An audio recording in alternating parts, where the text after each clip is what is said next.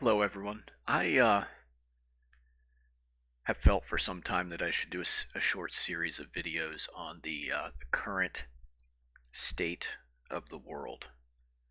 We are in some dire times, and there are some things around the corner, whether we're talking about within the next year or within the next 5 years or decade. It's hard to say exactly how things will shake out, but what is clear is that things are getting worse and worse and heading in a bad direction. And if you don't understand the times, you're not going to be able to prepare for them. You're not going to be able to resist the things that are coming. Um, Now, just as a very general background, and then we'll kind of focus in on some of the specifics of what's going on in the world right now. But generally speaking, to put this in a biblical prophecy context, I've mentioned this in other videos that I've done. I do believe that we are in the time of the so-called four horsemen of the apocalypse. What are the four horsemen of the apocalypse? Well, in the ancient world, horsemen were an advance guard of an impending army. Mounted cavalry was more mobile than the rest of the infantry, the guys, the foot soldiers. And then also horses were used as messengers. So they were the harbingers or the precursors of something else that was coming, whether it was a message being sent or whether they were the advance guard, the vanguard of a much larger army moving in. And so the horsemen of the apocalypse, that's what I believe they are. They are messengers. So the four horsemen of the apocalypse are the lead up to the tribulation period. When the Antichrist has solidified a godless one world government that actually will make war on the saints of God and begin crushing anyone who doesn't want to adopt their form of Luciferian religion. And it will be an unholy merge of church and state, a corrupted church and a corrupted state being ruled by Satan. That's where we're headed ultimately. But right now, we're still in the lead up period, the four horsemen. So these four horsemen are described in the biblical book of Revelation. And just to briefly overview them, you've got the horseman who has a crown and a bow. I do believe that that is the crown or corona. I do believe this represents plagues and man made bioweapons. And then we have the horseman that represents famine and scarcity, economic hard times. And then we have the horseman that represents war. And then finally, we have the fourth horseman, which represents death. And that is the cumulative die-off of the previous three horsemen. And these four horsemen, this period of lead up to the tribulation is going to see a full quarter of the Earth's population die, 2 billion people. Later on, in the end times, a further third will die.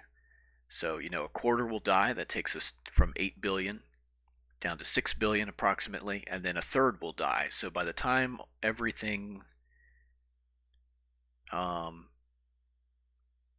reaches its culmination, at least half of the world population is going to be dead. And this is not hard to envision when you understand that the COVID vaccine was a bioweapon made by these people who rule over our world and are trying to bring it under the dominion of, that occult motto, as above, so below. They're trying to reproduce the hierarchy of evil spiritual powers in the spiritual realm, and they're trying to put the earth under that evil hierarchy as well, under Satan.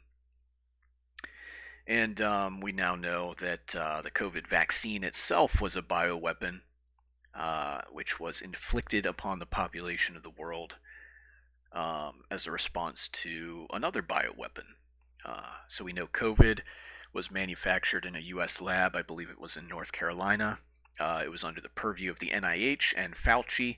The Chinese bat lady was involved at that point already. COVID, COVID began to show, this particular strain of coronavirus began to show what's called potential for gain-of-function research, which is just code speak for we're going to make this thing more deadly so we can weaponize it. At that point, the program was moved to Wuhan, China, and then somehow that virus was released into the wild just in time to subvert the 2020 American elections. And then, in response to that and the panic that was stirred up in the media and by the establishment worldwide, the COVID vaccine was rolled out. And amazingly, they were able to roll out billions of doses in very short order. However, there were substances in those vaccines we now know that were highly experimental. The research was divided on some of these substances as to whether they accelerated cancers or inhibited them. Well, it turns out that they accelerate cancers, and now we're seeing turbo cancers in a lot of populations worldwide, especially Japan, which is the most highly vaccinated nation on Earth, but others as well.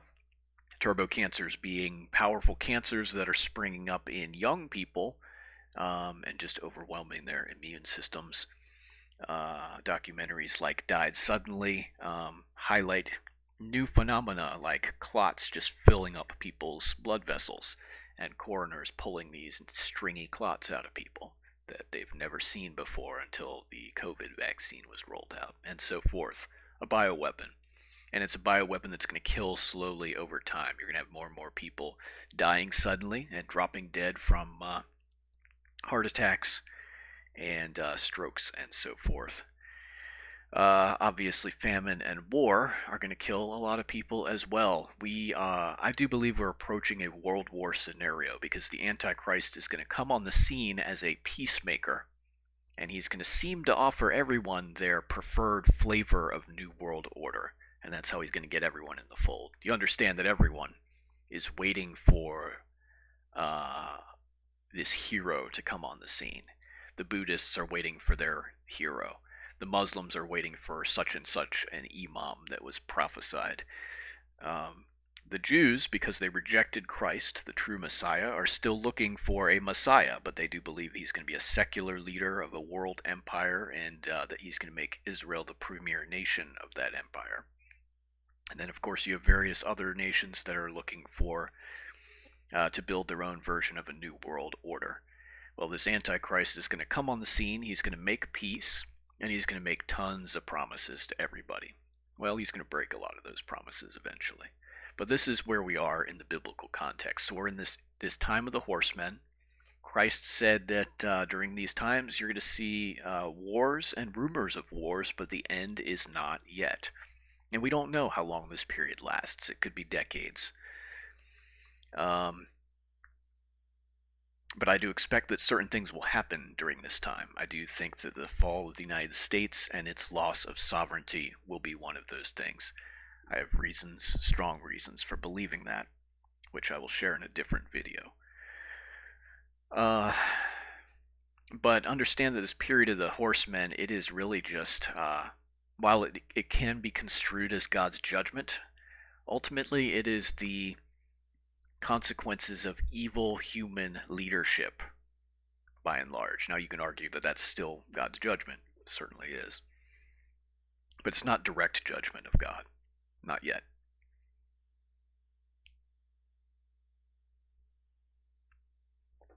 All right. So that's where we are. We're in this lead-up period. And I do believe that we're going to see other intentionally engineered pandemics soon, because they're just so useful.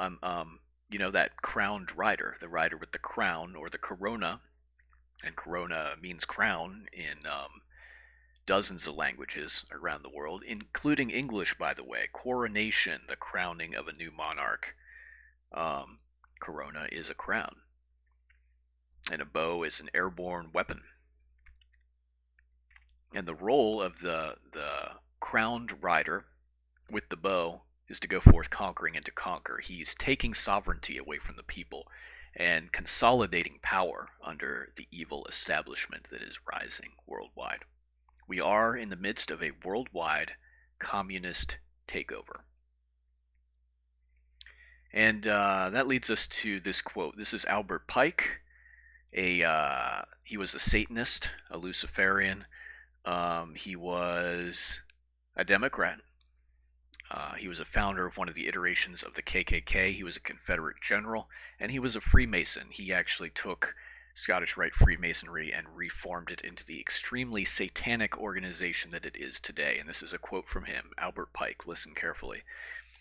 "We shall unleash the nihilists and the atheists, and we shall provoke a formidable social cataclysm which in all its horror will show clearly to the nations the effect of absolute atheism, origin of savagery and of the most bloody turmoil. Then everywhere the citizens, obliged to defend themselves against the world minority of revolutionaries, will exterminate those destroyers of civilization, and the multitude disillusioned with Christianity, whose deistic spirits will from that moment be without compass or direction, anxious for an ideal, but without knowing where to render its adoration, will receive the true light through the universal manifestation of the pure doctrine of Lucifer, brought finally out in the public view. This manifestation will result from the general reactionary movement which will follow the destruction of Christianity and atheism, both conquered and exterminated at the same time." So firstly, who is Pike referring to when he says we? Let's talk about that. Well, he was a Freemason. Under Pike's system with the 33 degrees of Scottish Rite Freemasonry, that 33 is highly significant. There's that grid of 33 sections that makes up the UN flag overlaid over an AE map of the world. 33, this number keeps popping up. What does it mean? Well, 33% is 1/3. And that 1/3 refers to the 1/3 of fallen angels that rebel against God and side with Satan. And so Freemasons who achieve that 33rd degree, they become honorary demons. That's really what's going on there. There comes a point, I believe it's approximately the Royal Arch degree, and there's several different rites of Freemasonry, with the Royal Arch degree at different points in those rites. For example, the York Rite and the Scottish Rite both have a Royal Arch degree, but they're at different levels in those within those rites. But the Royal Arch Freemason becomes, it's at that point that they are taught the name of their God, and it's not the God of the Bible. Freemasonry is incompatible with Christianity. And they're taught the true purpose of Freemasonry, which is to rebuild the Royal Arch, or in other words, the Temple in Jerusalem. Understand that the evil powers want to see that rebuilt because they think that they can co-opt biblical prophecy and twist it and use it to their own devices if they can control the timing and stuff of those things. So Freemasonry is actually a tool of the greater Luciferian leadership that rules over the world and is moving us in a direction. So this we is not communists. This we is the shadowy hand that is working behind the scenes. We could call them the Illuminati. We could call them Luciferians. And actually that's probably the best thing to call them, because he outright says here that they're trying ultimately to get people to embrace the pure doctrine of Lucifer. But they're working behind the scenes to unleash this other group, the nihilists, the atheists. Absolute atheism, origin of savagery and of the most bloody turmoil. And he describes these people that are being unleashed as a world minority of revolutionaries. What is this? These are communists. So communists are usually atheistic. And communism is it's a broken system. It doesn't work. The idea that everyone shares equally in the production of society, it sounds like a good and egalitarian thing. The problem is, though, you need a ruling class that's going to administrate that and divide up everything fairly, supposedly. But the ruling class always becomes corrupt and totalitarian, always. And because the system doesn't work, the ruling class and that, changes and fluctuates, they always begin to exterminate anyone that's a threat to the power structure, to the government, which becomes basically God under a communist system. Alexander Solzhenitsyn, in his massive work, which I'm working through right now, which is the Gulag Archipelago, he describes communism in Soviet Russia. And he describes the waves of repression. This is his terminology for these purges that ebb and flow and ebb and flow. And every time these waves of repression wash in, a new group is purged from society. Maybe today it's the engineers because they failed to provide solutions to these problems that the state demanded they solve. Or maybe it's this particular ethnic group over here. Or maybe it's certain officers in the army because they're a threat to the establishment. Or maybe the new party members of the Communist Party are purging the older communist members who hold to some outdated ideals. That has happened too, according to Solzhenitsyn. And then, of course, you had people purged because they simply were too self-sufficient, farmers groups, for example, because they could produce their own food, and that was a threat to the establishment, who wanted to control the production of everything. So these nihilists and atheists that Pike says are going to be unleashed, this is world communism. And we are in the middle of a world communist takeover right now as we speak. I'm going to demonstrate that very clearly in just a moment here, Lord willing. All right, just checking my levels here to make sure we're still on track. Okay. Now, I want to point something out here as well. The Democratic Party in the United States has always been an evil organization. This is the party of slavery. This is the party of racial segregation. This is the party of Jim Crow. This is the party of the KKK, and Pike was a founder of one of the iterations of the KKK and a Confederate general. That means he fought for the Confederacy during the Civil War, the entity that broke off from the United States and really it was a states' rights issue at the core of it, but it was over the issue of slavery. And so Pike was pro-slavery. And the Democratic Party has always stood for evil things. Always. And then in the aftermath of the Civil War, the Democratic Party did not get their way to keep slavery, and so they used the KKK, their militant arm, to do things like assassinate politicians who opposed their agendas. And there were some years of turmoil where blacks were being massacred, blacks who were previously black slaves. And of course, there were efforts to basically keep blacks in a de facto slavery even though they had been freed. Sharecropping, a system that affected both blacks and whites, and other systems as well, where some slaves were just simply never told that they had been freed, and so forth, and kept in an actual state of slavery, even though legally they were free. But the Democrats and their various militant factions did things like massacre free blacks or kill teachers who were trying to educate blacks and teach them how to read and teach them life skills. And today, of course, the Democrat Party stands for, socialism, which is a precursor to communism. Of course, they call it democracy. Democracy is a code word for socialism, for communism. And the U.S. has been exporting democracy around the world for a long time. What are they exporting? Well, it's not actually the constitutional republic that America actually is supposed to be. It's not that form of government. No, the United States, the deep state, which is really these communists who have infiltrated the United States federal government. They've been using the federal government and the United States as a whole to export communism to other nations around the world and bring regime change. We're going to talk about that in a minute using a map. And we've really been sold the lie that as the policemen of the world, we're out there to do good and to free people. That's not the case. Can you point to any nation that the United States has gone into that is better for our involvement? Uh, well, maybe you can make the argument for, South Korea, possibly. There's a lot of these conflicts. We've been at war my entire life. Most of these conflicts, we have no business even going into these places.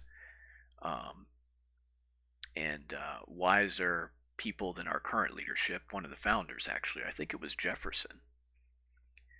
And I mentioned this in my video, which is America, the dictatress of the world. That there's a real risk if we just pick sides in every conflict around the world that we will become really a terror, the dictatress of the world. And I mentioned in that video that that has actually happened. And really, the United States is a force for evil in the world now, in many ways. There are purposes there behind the scenes. I'm not going to delve in great detail there. But regime change, we'll talk about that in a little bit. But we are spreading corrupt and totalitarian governments around the world, is what the United States is doing right now. This is the world is fully in the middle of this plan to unleash the nihilists and the atheists, and we here in the United States are on the brink of a communist takeover. And it's a scary thing when you understand what that actually means and what's coming. If you're reading things like 1984 fiction, or Solzhenitsyn's The Gulag Archipelago history. Scary stuff. It's my intention, Lord willing, to do a series of where we're at, and I want to discuss a few issues like, is it ever appropriate for a Christian to use force to fight for a cause? Was Jesus a pacifist? Are Christians supposed to be pacifists? Are we just supposed to always turn the other cheek as evil runs rampant? Is it loving to let our nation, our neighbors, be destroyed by systematic evil in the world? Lord willing, that's something I want to talk about at some point. And I want to talk about prophecy and what that means for the United States and possibly other nations. And what all these things mean ultimately for us. What should we be doing right now to prepare for some of this stuff? I can't talk about all that stuff in this video, so we'll just stick to the background, which is what's going on, and it's a big problem, and you should be paying attention to it. You should be thinking about it. You should be preparing for some of the things that are coming. Let me read another quote for just a moment. This is a fairly well-known quote. I just happened to get it from this particular editorial piece here from 2016, Sun Journal. I'm just going to read a little bit of it, and then we'll stop once we hit the quote. As socialism inches its way into this country, and at this point, by the way, it's not inching, it's knocking on the door. It's here, and it's trying to seize the reins. People should be aware of false prophets who promise things that seem unthinkable, unbelievable, or sound too good to be true. They're trying to make their goals seem desirable and acceptable. Socialism must not be allowed to happen. Norman Thomas of the Socialist Party made the statement that the American people would never knowingly adopt socialism, but under the name liberalism, they would adopt every fragment of the socialist program until one day the country would be a socialist nation without knowing how it happened. And this has been happening in nation after nation in the West. It is incredible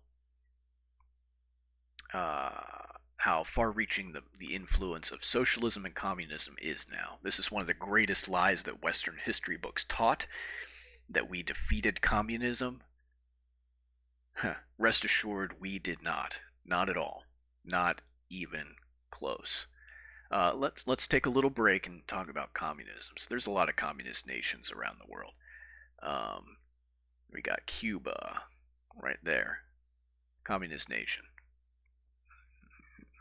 Let's see if I can move that. We've got Venezuela, communist nation.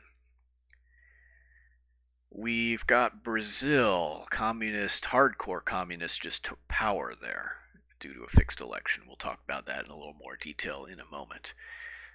China, communist.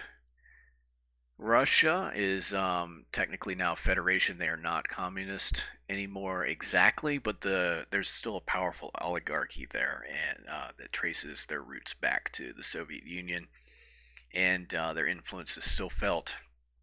Of course, North Korea, communist. And there are probably a lot of others, especially in Africa. Communism is very popular there. Certain places in South America. At points, most, if not all, the nations of South America had various communist revolutions.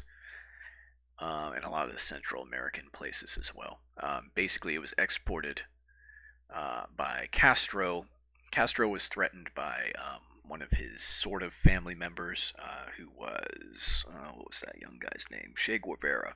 And so he was basically sent out to foment these communist revolutions all throughout South America.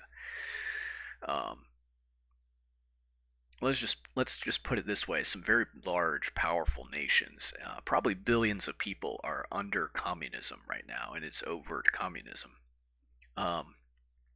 So the idea that we just beat it and it was over and done with, and everything's hunky dory, really not true at all. And we're going to talk about some other nations in a moment that are not necessarily communist in name, but they're socialist or heavily socialist leaning. We're going to talk about this in just a moment. But let's continue with this article.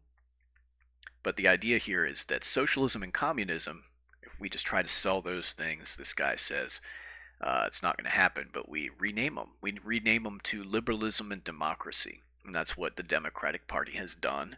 And selling these ideas to the American public has been highly successful. There's a lot of dumb people who don't know their history, who don't understand they're being manipulated, who are on board with this. And then, of course, these people are communists in our system, the deep state. They've entrenched themselves.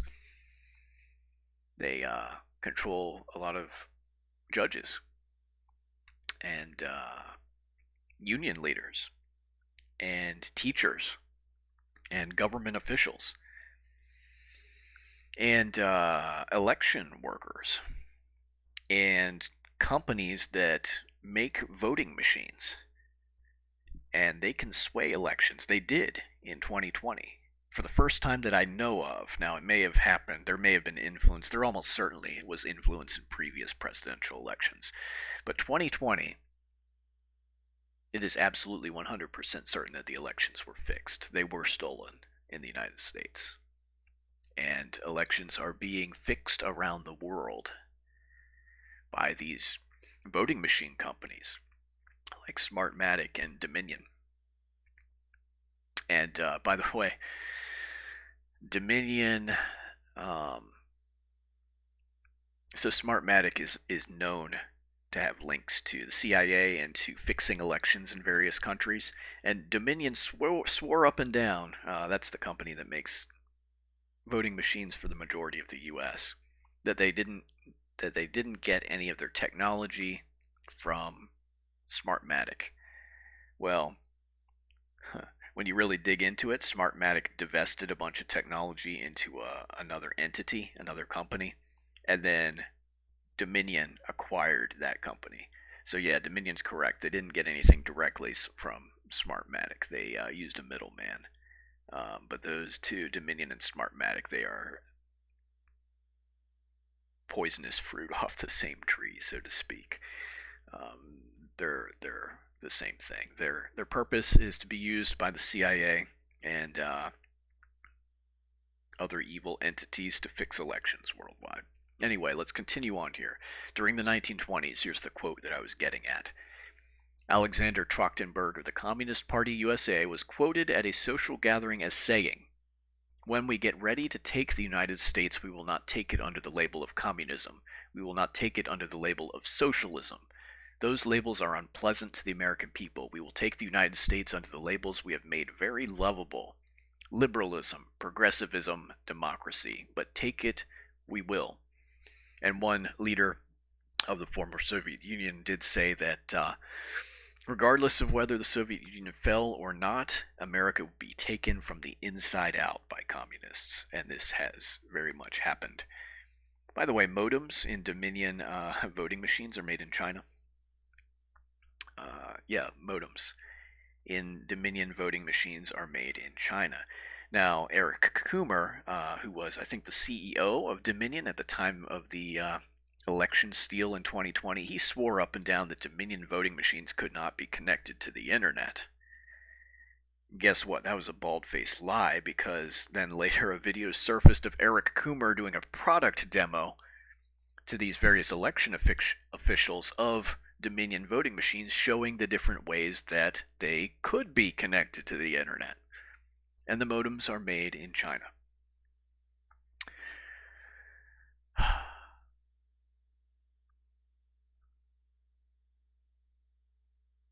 Sorry, it's this stuff is just kind of sometimes a little bit overwhelming. Generally speaking, I'm not living in a place of fear. But it is constantly frustrating to see the world marching in a direction. And people should know better. But we don't read anymore. We're disconnected from our past. We allow ourselves to be manipulated by technology and mainstream media, which is CIA-controlled propaganda. We trust our government when it's demonstrated over and over again that the federal government, their primary concern is maintaining power for the federal government and not the best interests of the American people.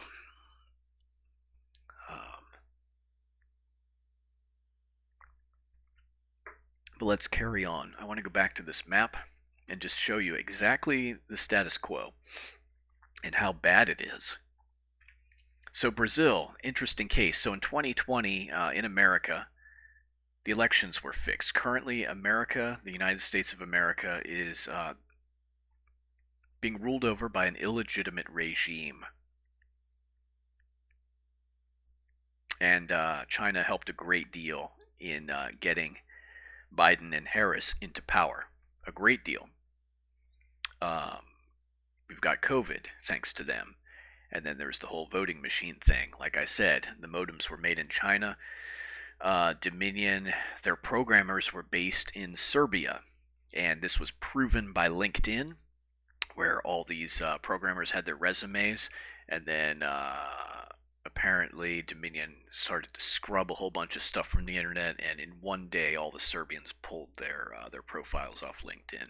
And all that information just disappeared, as Dominion tried to cover up all the international connections that their supposedly American company actually has.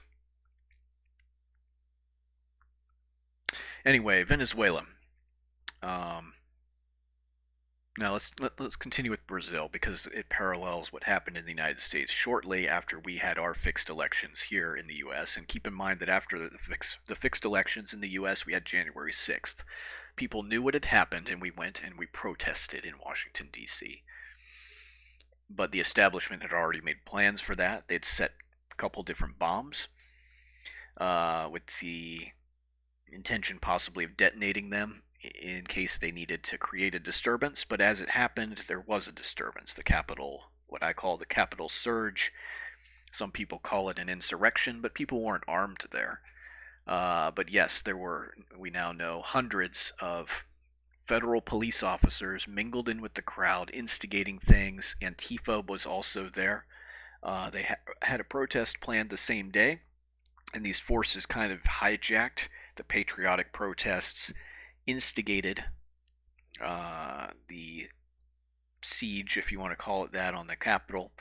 During the protest that day, 4 people were killed. Ashley Babbitt. There's another young lady who was beaten to death. And then there were 2 protesters who died, probably from health complications, probably due from the munitions that were used on the crowd that day, tear gas and other things, flashbangs, pepper balls. And by the way, those 4 are the only ones who died on January 6th. Brian Sicknick, the Capitol police officer, did not die that day. The media falsely reported that he was beaten to death with a fire extinguisher. That's simply not true. After the Capitol protests, he is on camera as continuing his rounds, and he died the next day or within the next couple days, probably due to complications of health complications due to the munitions that had been deployed on the premises, tear gas and so forth. And then in the aftermath of that, numerous CPs, Capitol police officers, committed suicide, something like 4 to 6 that I'm aware of. Others were fired or resigned.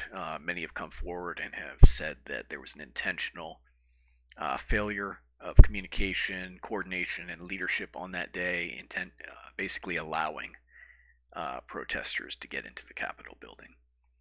The reason that event happened in the U.S. was because there was an opportunity there on that day, January 6th. The election results were basically being finalized in Congress. And there was an opportunity there to protest them and to actually investigate in more detail and see if everything had been done in an above-board manner. And there were several states that had sent what are called dueling slates of electors. In other words, 2 sets of electors for different candidates. So the election status in those states was basically still up in the air. And so what Vice President Pence should have done is kicked those results back to those states and said, hey, figure out who you actually voted for and then get back to us, is how it should have been done. But the Capitol surge, or the insurrection, or whatever you want to call it,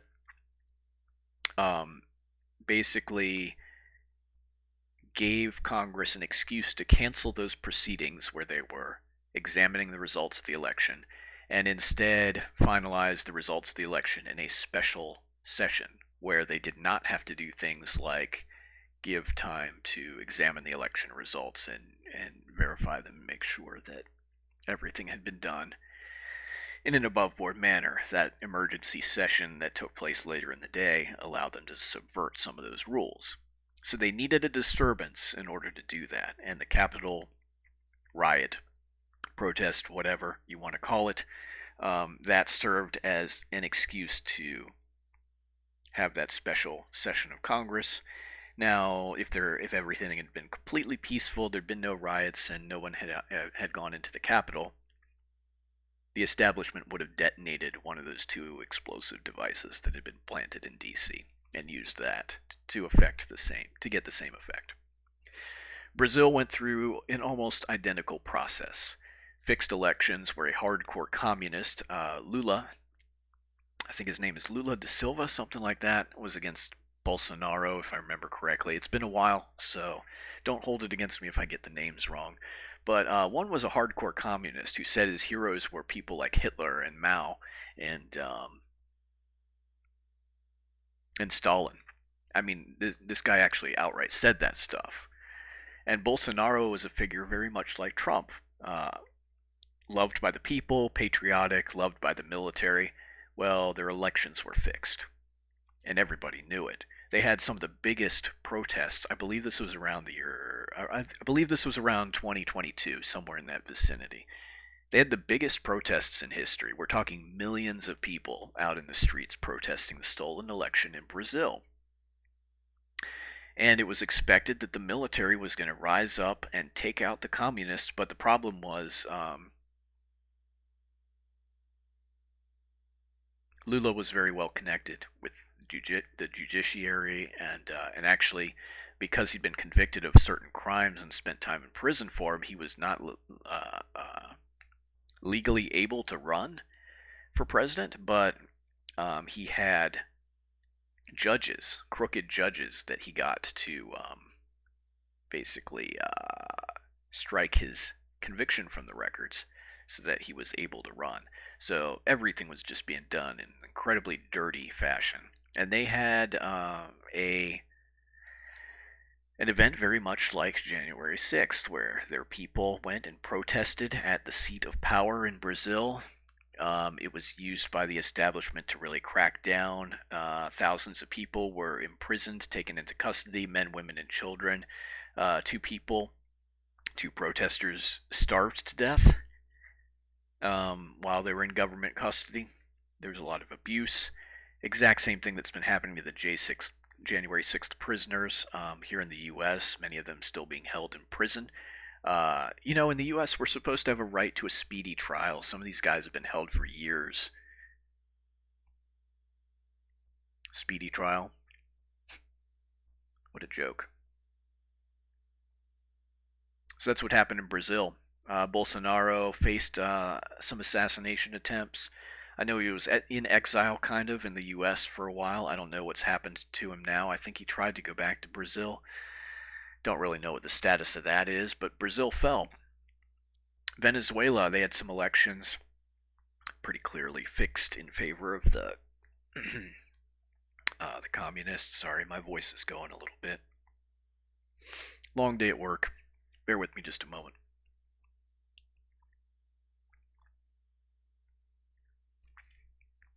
Same thing. People know the elections were fixed. They're not happy. They're protesting. Government black shirts are arming up to use deadly force against protesters. It's a whole mess. Now, people are at least stirred up enough that they might actually be able to do something in Venezuela. I don't know. We'll see what happens. So it's worth noting too. Let's just go ahead and put this on the list right off the bat. Canada, the UK, Australia, New Zealand I think is over here. I don't even think New Zealand made it on my map. Oh no, there it is. Okay. New Zealand, Canada, Australia, New Zealand. Yeah, so the so-called crown nations. Why did I just put lightning bolts on them? If you've read 1984, do you remember what the totalitarian establishment was, what the ideology was called? It was called INGSOC. What does that stand for? It stands for English Socialism. So we saw during COVID that the so-called crown nations, the UK, Canada, Australia, and New Zealand, these were some of the most totalitarian in the world when it came to draconian crackdowns. And Trudeau can't make this stuff up. Trudeau is probably the love child of the Cuban dictator Fidel Castro.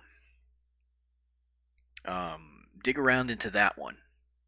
Yeah, can't make this stuff up. Trudeau's parents were, like I said in another video called were ruled by orgy people. A lot of these people in power, they get married because of the optics of it. They want to look like normal, moral, righteous people, but really they are debauched. And a lot of them are into orgies, wife swapping, well, spouse swapping, and watching other people do their wives, and you name it. It's absolutely insane. It's what's that film? Eyes Wide Shut, Eyes Wide Open. I don't remember the Kubrick film about orgies and secret societies. Yeah, all that stuff is really going on.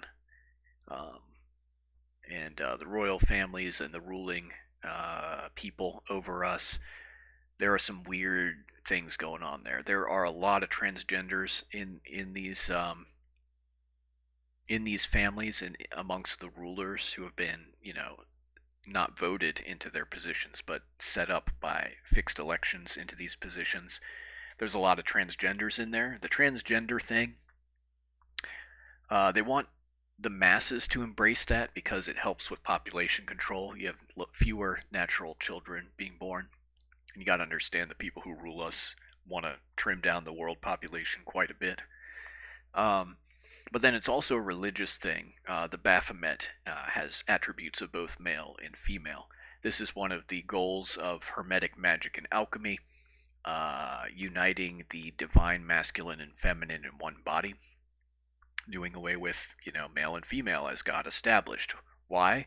Well, my thought on this is Satan may not have, he's identified as male in the Bible, but he probably doesn't have gender as we know it. And really, this is an effort to remake humanity into Satan's image instead of male and female as God created them.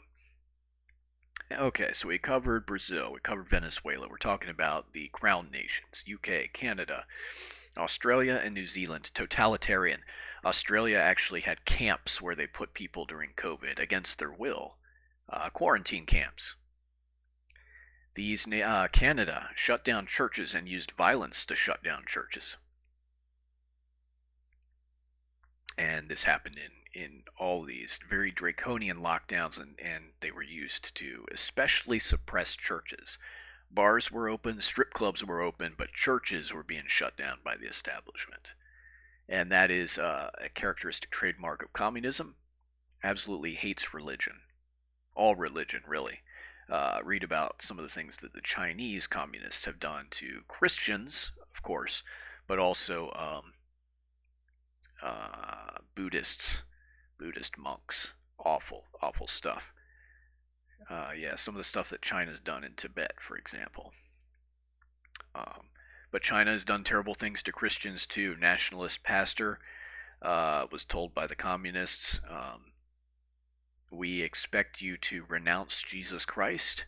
And they took his son, they took his wife, and they buried them up to their necks in dirt and told him, you renounce Christ or else, and he wouldn't do it. And so they ran over his wife and son with a bulldozer, and then they told him renounce Christ or else, and he wouldn't do it, so they shot him in the head. Communists hate Jesus Christ, and they hate religious freedom. And you can fully expect, we're already seeing the establishment doing this in the US, a crackdown on Catholics especially. Why? Well, the reality is Catholics are much more vocal against abortion, which is a sacred right to the corrupt Democratic Party. And again, it goes abortion. It's really important. We've murdered 50,000 unborn children in the United States. Abortion's really important worldwide for population control. I personally believe it's also a blood sacrament to one of these demonic entities that resides or presides over this region of the world. But then it's also highly lucrative selling baby parts and using stem cells and stuff in research and putting that stuff in vaccines, by the way. You want to know why this transgender stuff and I believe there's a physical component to it where people are getting these flu shots every year. You don't know what's in that flu shot. The establishment is mixing up those concoctions and prescribing them to you. And you don't need it to survive the flu. I have never, and none of my family members have either. We've never been ones to go out and get the yearly flu shot. But it's my understanding that stem cells are ending up in there in some of these vaccines. And you're putting stem cells from a baby girl into a boy, into a male, yeah, there's going to be some hormonal issues there. That's going to have an effect. But anyway, the Ingsoc nations, or the Crown nations, they're basically communist. And there's been a little bit of back and forth in the UK with people pushing back and so forth, trying to wrest control back from the communist-leaning establishment, but understand the royal family are very much Luciferians, and they're pushing this agenda. The king is not a good dude. All right, what else can we talk about? Yeah, let's talk about Bangladesh. Really interesting situation there. So Bangladesh, they had a Muslim prime minister, a woman. Their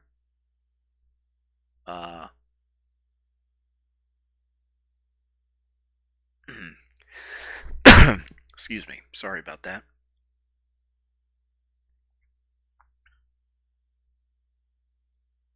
All right, so Bangladesh, they had a Muslim prime minister there, and their official policy was peaceful non-interference, And under her, even though she was a Muslim, the local Hindu population, they were welcome and they were protected. And well, the U.S. went in there and said, we want you to give one of your islands to us as a military base. And she basically told us, nope, that's not going to happen. That would violate our policy of peaceful non-interference. And so we instigated regime change there, toppled her. She was deposed. I don't know what happened to her, whether she was killed, whether she's in prison, whatever. I don't know.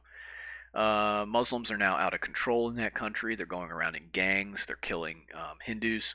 They're checking men to see if they're circumcised, because the Muslims are circumcised, and if they're not, they're killing them. They're just hanging their bodies from lampposts and trees, and it's a whole mess. And this is something that the U.S. has been doing around the world, instigating regime change. And I'm going to give you a name. It's Victoria Nuland, this filthy witch. She's associated with the U.S. State Department and the CIA. And this is what she does. She goes around the world and she instigates regime change. Let me, let's just, regime change. Regime change. Where's Ukraine? Yep. Regime change. Where's Georgia? Where? I don't know that. Oh yeah, there we go. Regime change. Where's Macedonia? That's down in the vicinity of Greece, I'm pretty sure. It's too small, I think, to even make it on the map, but we'll just put a little tiny lightning bolt down there too. Regime change. You understand that the United States is going around the world and instigating regime change. That's what they call it. Really, it just means we're toppling legitimate governments and installing people to power. I don't know exactly where Macedonia is. It's somewhere in this vicinity. And it's not a short list of countries that this is happening in. There's a lot of countries. Somalia, I think we've been tinkering there. I don't know if we successfully did anything or whatever, but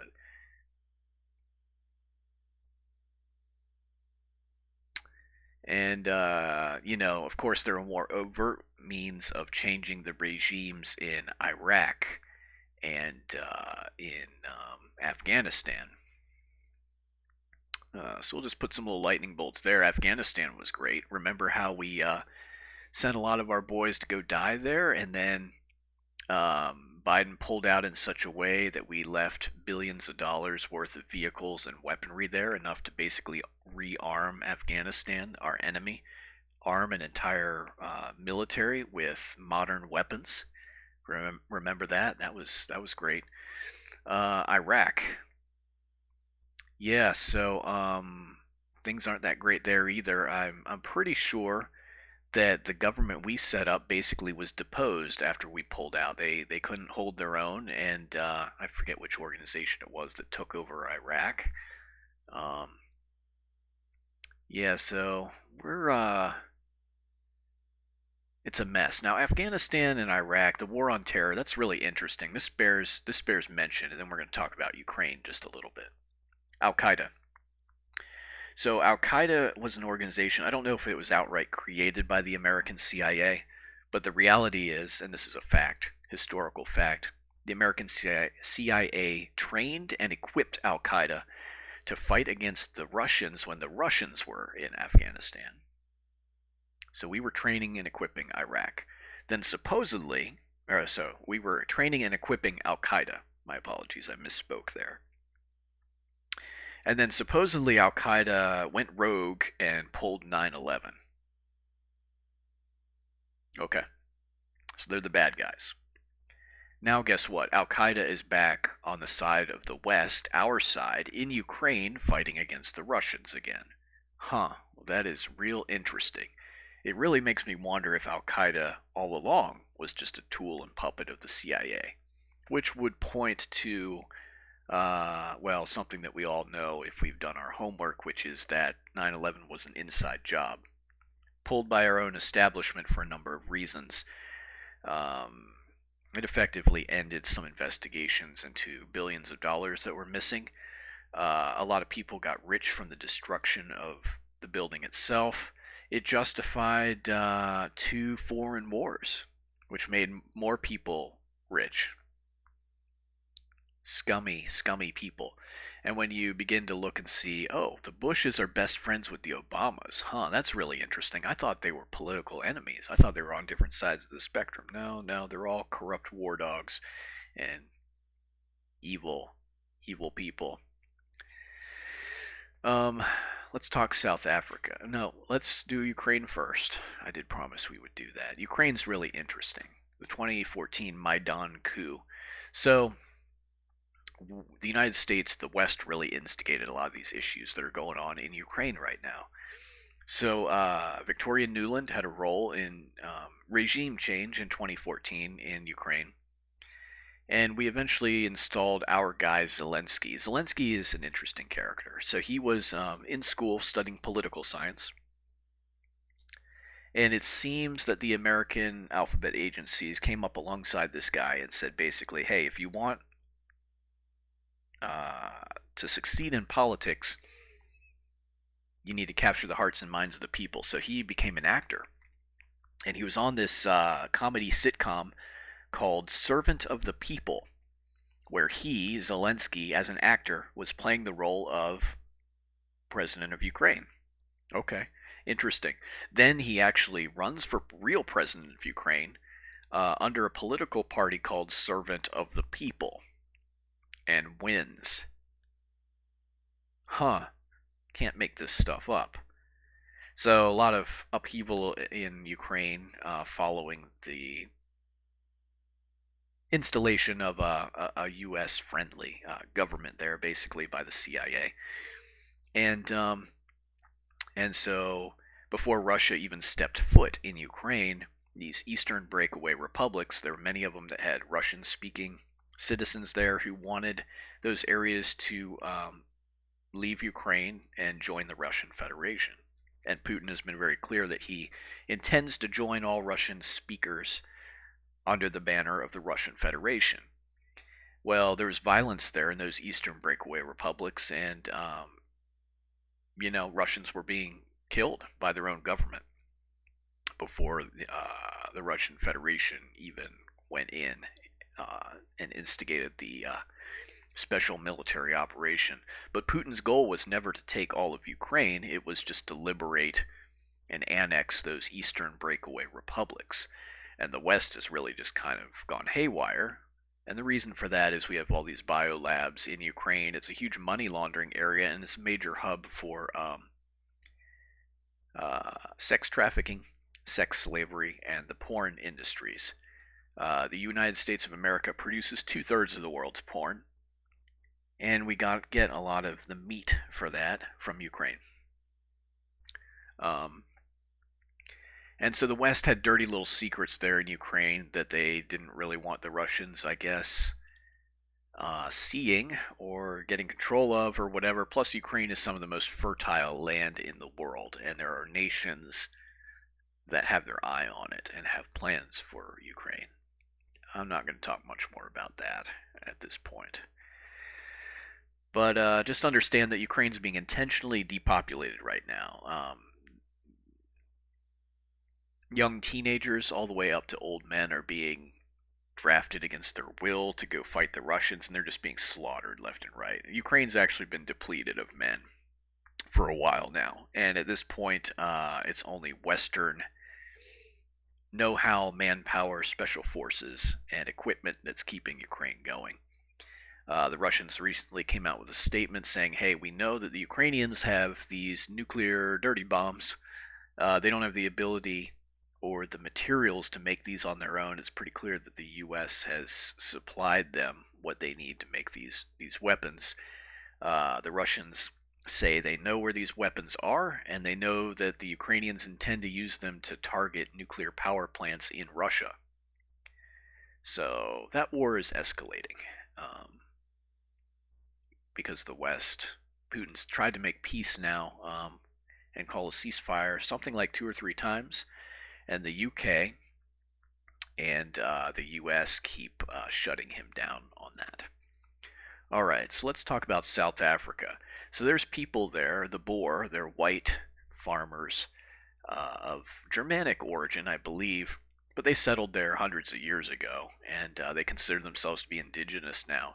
But they kind of lost control of the government as a whole, and so now the government's trying to exterminate them as well as various black groups. And so the Boer are out in the countryside, they're farmers, they have their militias that they're trying to defend themselves with, but these roving bands are going around and killing old people and anyone who they catch alone.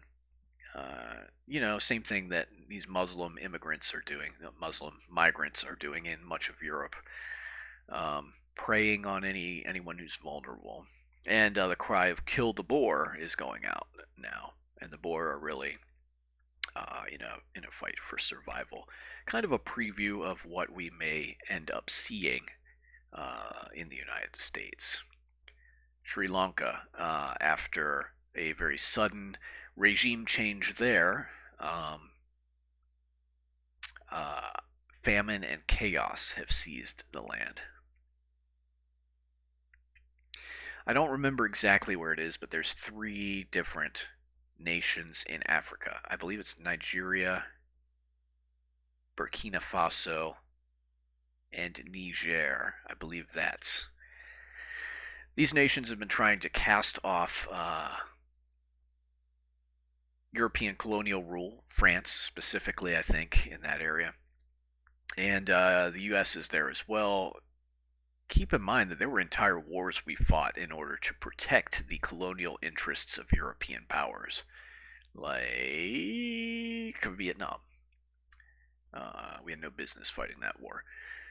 But anyway, where was I going with that? Oh yeah, so these countries have cut ties with the West. They're instead extending their arms to the Eastern power bloc, the BRICS nations. Brazil, Russia, India, China, and South Africa, if I recall correctly.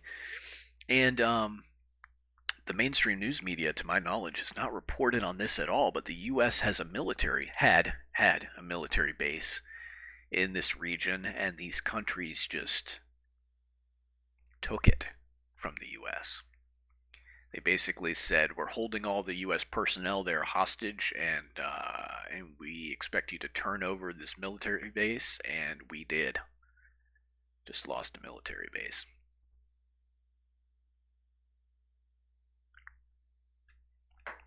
There's probably a lot more that could be said. We could talk about France. So on the border of France and Switzerland is CERN. CERN is let's just call it a satanic dark science organization. We could talk a lot about that. Switzerland, there's a lot of rampant Satanism there. I'm just going to put a little on Switzerland. Every once in a while, things come out of the woodwork in Switzerland that are just weird. Like there was a bridge, it was either a bridge or a tunnel construction, pretty major public works project, and they celebrated it with this satanic music festival. Really weird to watch the videos of that. Just strange. France is a country that, if I recall correctly, they recently decided to have a early election cycle, and initially it looked like conservatives and we're going to win, but then the far left ended up pulling a deal with some other parties and seizing, sweeping control of the country. And then just look at the Olympics and what's going on there, the wokeism. France, of course, has a long history that at least has ties to communism going back to the French Revolution. So these sorts of things, there's so many of these other nations where rampant and unchecked immigration, illegal immigration, is becoming, especially of Muslims, is becoming a huge problem. And this is intentional. We're seeing the same thing in the U.S., where we now have 45 million illegals here in the U.S. Uh, the cartels are here. Millions upon millions of Muslims are here. And if you're watching, stuff coming out of Chicago with the Democratic National Convention going on there and seeing all these pro-Hamas protesters and stuff, it's getting weird. Things are getting real weird. Uh, of course, we still have this war going on between Ukraine and Russia, and very likely we will have a war with Iran soon. Oh yeah, Pakistan. I forgot to mention that one. There was another uh, regime change there with one of the leaders, the populist leaders who really should have won their elections or whatever, being imprisoned. And yeah, it's look at this map. It's bad, folks. Japan has been having a crisis with their population in decline, so much so that they've been thinking about the government actually doing matchmaking. And turbo cancers, they're the most vaccinated nation on earth. Turbo cancers have been on the rise, as well as sudden death amongst young people. And they're really concerned because Japan, unlike the rest of the world, they're not. The rest of the world's kind of, or I should say, the rest of the West is kind of in a emperor's new clothes type of situation. Have you ever heard that story about an emperor who commissions this robe maker to make him this new set of clothes or whatever? And the robe maker tells him that he's making these clothes out of this exotic, invisible fabric that is super light, can almost not even tell it's there, and only the very wise can see it. Fools can't see it. And so the emperor is really just naked because this guy's a con man who has not made him clothes at all. But the emperor is afraid to say that he doesn't see any clothes because he thinks he's going to be taken for a fool. Well, that's the West. We're all playing this emperor's new clothes game. And then in the story of the emperor's new clothes, the emperor goes out on parade with his set of new clothes that he supposedly has, and none of his underlings have told him that he's not actually wearing anything because they don't want to be taken as fools either, because they were told if you can't see it that you're a fool. And then finally this little kid says the emperor's not wearing anything, and then everybody realizes it's like the spell has been broken. Everyone realizes, yeah, the emperor is actually naked. That's the story, and that's what the West is doing. With COVID and with the rise of communism and with a great many other things. People just, we're playing the emperor's new clothes game, where we're not calling it out. We're not speaking against it. And so things are just going in a direction unchallenged. We could also talk about Red Francis, Pope. He's a hardcore communist, and he's intentionally pushing wokeism. And he is not a pious man by any stretch of the imagination. I recall a clip I saw of him having he was having a news conference, and I guess after he made his speech or statement to the public or whatever, he was having a more informal session with these reporters, and he was just using foul language, dropping F-bombs, and this guy is not a pious, holy man of God. He's a communist who's been installed to the seat of power over the largest so-called Christian denomination in the world as a means of using Roman Catholicism to continue moving things in that direction of world communism. By the way, if you're a better student of history than I am, or you've studied some of these areas in more detail, you can probably fill in the blanks even better. And maybe you're thinking, oh, I know that this country and this country and this country and this country and this country and this country, they're also all communism or under a form of socialism or under a totalitarian Muslim regime or whatever. The world's in a terrible state right now. But going back to Japan, culturally, they don't seem like they're playing the Emperor's New Clothes situation. They're actually seeing these results of the COVID vaccine, and they're actually very concerned, and they're calling this stuff out, and they're doing research on how did this happen, why did this happen, what's going on here, what can we do about it, what can we do about these turbo cancers, what can we do about people stroking out and dying of heart attacks and stuff like that, and the rise of excess deaths.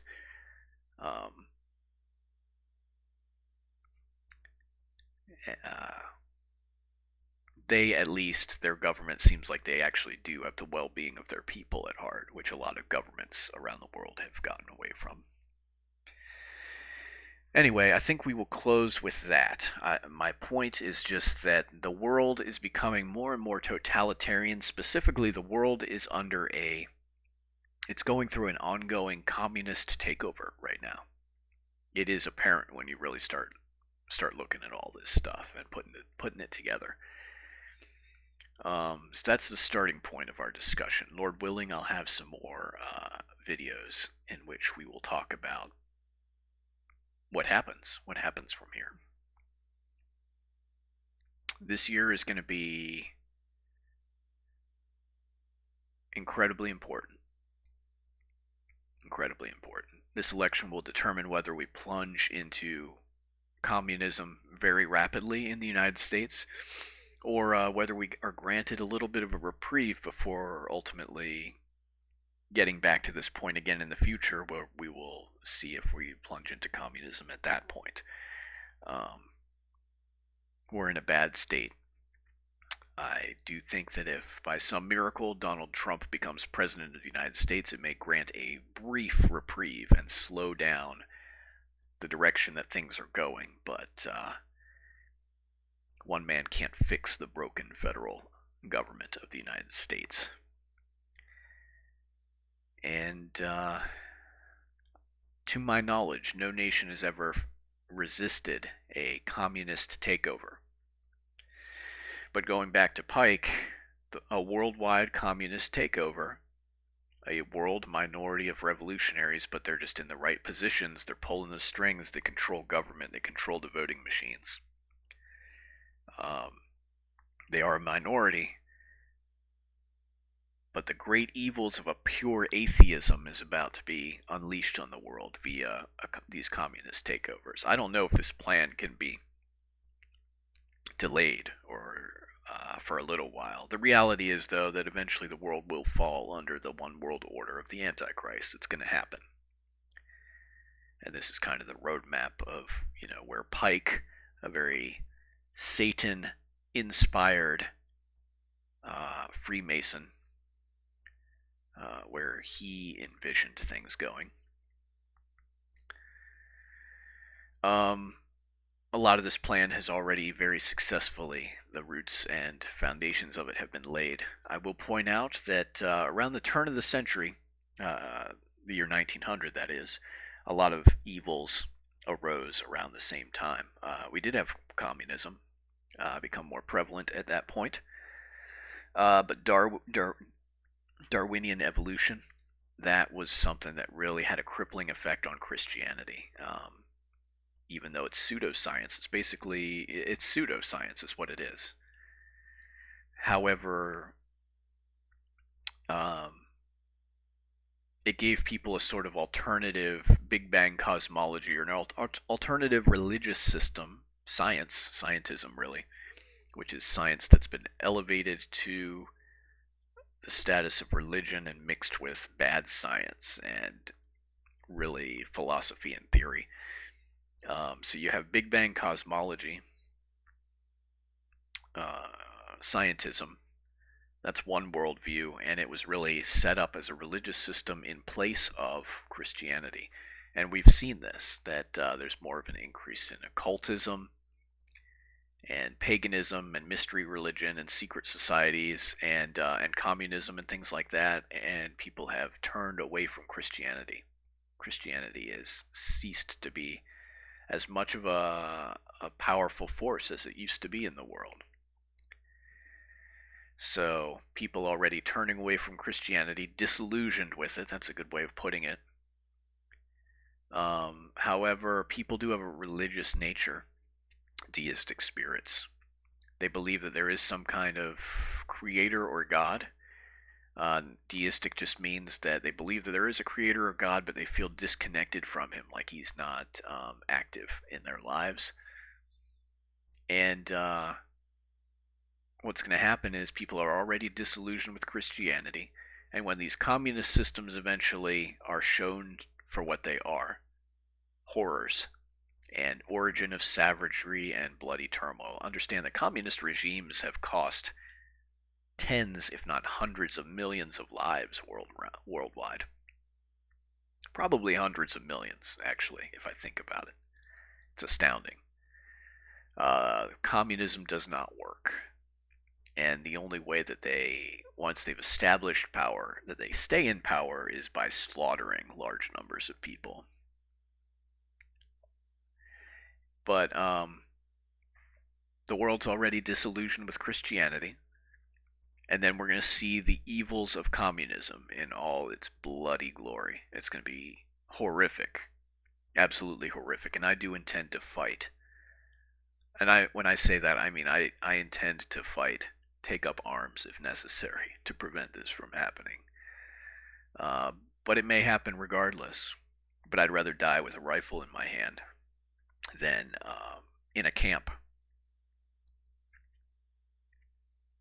with a pistol to the back of my head, or what have you. But eventually, communism, because it's a failed system, it will be destroyed as well. And then people won't have any framework. They won't have a compass or direction anymore. And it's at that point that these secret societies, which have always been there for hundreds of years, it is my understanding that the roots of some of these things go back to Babylon and to Egypt. But they're going to bring out Luciferian mystery religion, and that's going to be the core, most likely, of the one world order of the Antichrist. Albert Pike lived long before our time. Amazing that he saw some of these things coming.